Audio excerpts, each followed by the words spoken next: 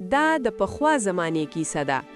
هغه وخت چې خلک به په ساده ژوند خوشحال وو او عقل ته به د مال نه زیات ارزښت ورکو.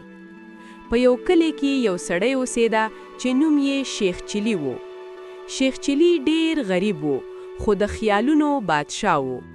که څه هم په جیب کې به یې 1 روپۍ هم نه وه خو په ذهن کې به یې د زرګونو خیالونه ګرځېدل. یوه ورځ شیخ چلی په کور کې ناست و. مور یې ورته وویل: زویې دله شیدې واخله او بازار ته یې یوسه که خرڅې شوې نو ماښام به چې وخورو. شیخ چلی شودې واخیستې، په سر یې کېښودې او بازار ته روان شو.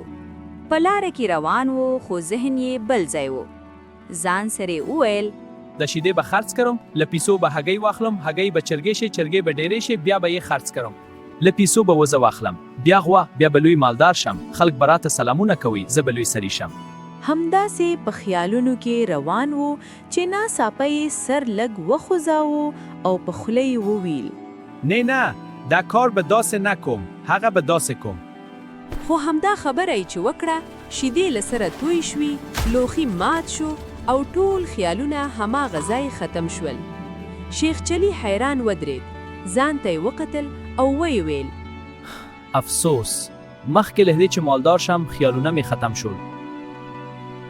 هغه کور ته ستون شو.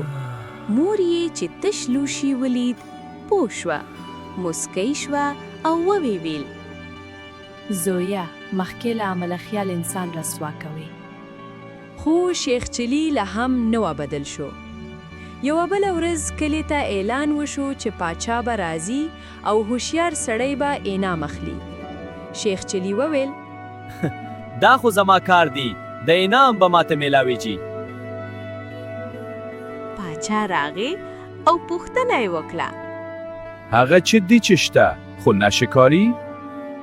ټولو خلکو سوچ کوه خو شیخ چلی په ډاډه غږ وویل: دا عقل دی بچا سیب که خدای مې کرای غلط نه یم. باچا وخندل او شیخ چلی ته یې وویل: جواب دې سم دی شیخ چلی. هغې چې دی چې که ورسره منډه وې ستړي به شي خو که ورسره ودرې پرمختګ به وکړئ.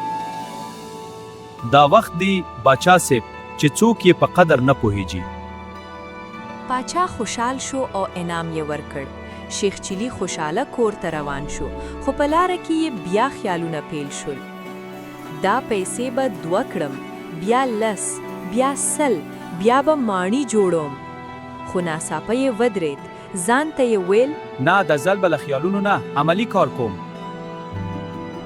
هغه پیسې یې په کار ولګولې، لږ تجارت یې شروع کړ، ورو ورو یې ژوند بدل شو.